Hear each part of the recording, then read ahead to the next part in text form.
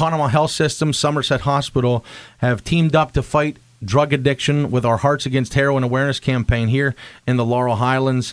And this morning we welcome Mike from the west end of Johnstown. Thanks for coming in, Mike. Absolutely, of course. Recovering addict. Yes, and I'm also in the Methadone program as well. And you grew up right here in the Laurel Highlands. I did. I lived in Johnstown for the majority of my life. I went to Bishop McCord High School. I was always a pretty normal kid. Things just got difficult in high school and got a lot harder after that.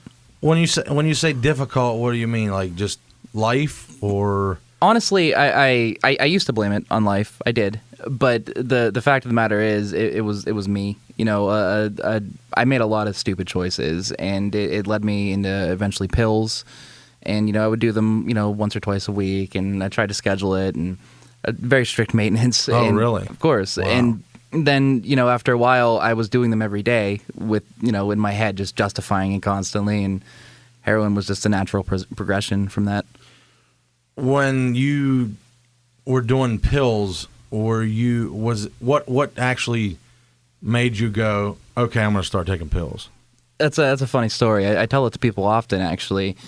My buddy, he handed me, I was smoking pot at the time, and one day he hands me a Percocet. And, you know, he took some, and some other people I was with took some as well, and then I took it. And it didn't really do much for them. But for me, it switched on this light. And ever since that day, that light has never turned off. I've never been the same way since. So I put a lot of credence into the theory that it is a genetic thing, you know, because for me, I have not been that same kid since I was 15 years old, ever since I took that Percocet. I've talked to people, and they say that it's just depends on the person. It's totally on the person. Like, for me specifically, I've had back surgeries, I've had hip replacements, sure, and I've had to use, not use, but use for health reasons, some pain pills. Right. And it was even going through my head at that time, I don't want to get hooked on this stuff. Yes. Because what if I'm one of those people? And talking and doing the whole Hearts Against Heroin campaign, I've come to learn that a lot of people just say it just does depend on. It really does. And I had the same thought as you. You know, I don't want to get hooked on this.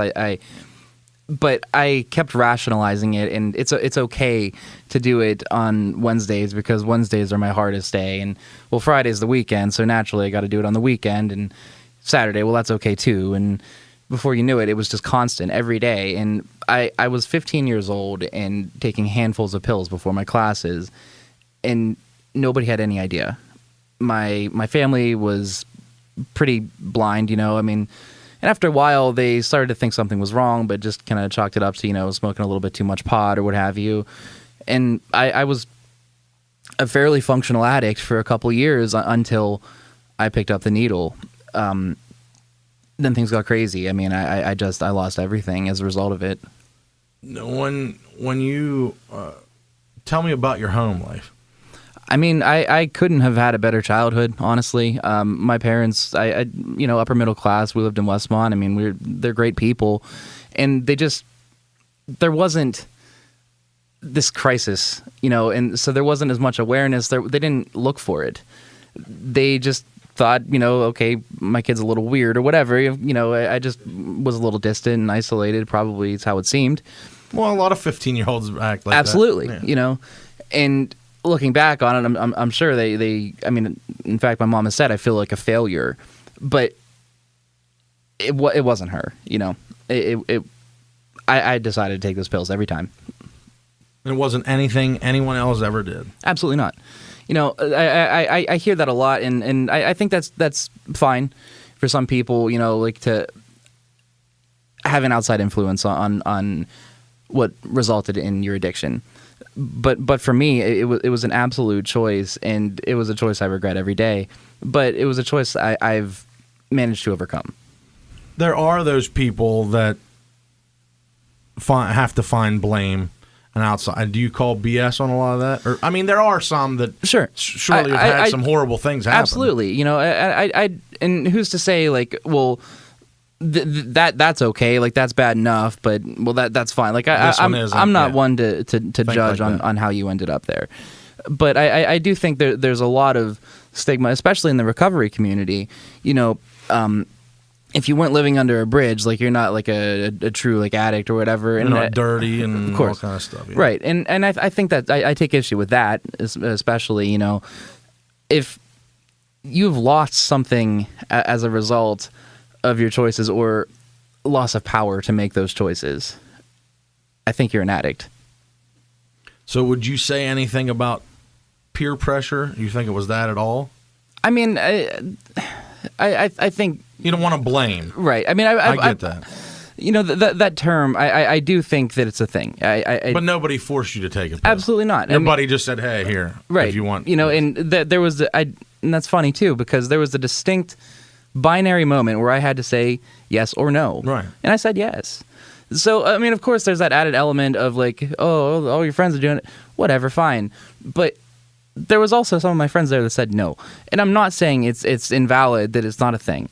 But at least in my situation, it was me. And that was the hardest thing to accept.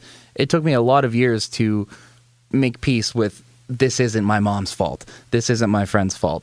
But I did. And I'm stronger because of it. Tell me what made the difference for you.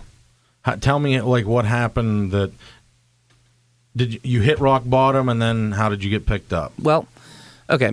So from the time I was, I shot heroin for the first time on my 18th birthday, and everything just shifted. I mean, I felt that same light switch turn on that I did when I was 15, except the light was 1,000 times brighter. And then things got really bad. I mean, every last illusion of functionality, is that a word, that I had was gone immediately. I would cheat, steal, lie, do whatever I had to do in order to get it. I mean, you've heard the whole 9 yards, but that was me for sure. And immediately, my parents' family, everybody figured out what it was, what was going on, and they were devastated. Who wouldn't be, of course? But I was too far gone by this point. I had pushed everybody away from me. I burned all the bridges, all of it. So one day I tried to clean up, and I had the whole heart-to-heart with my dad and got in a rehab facility. And my drug dealer ended up being there, and I used. And this happened too many times. I've been in and out of rehabs, back on the street.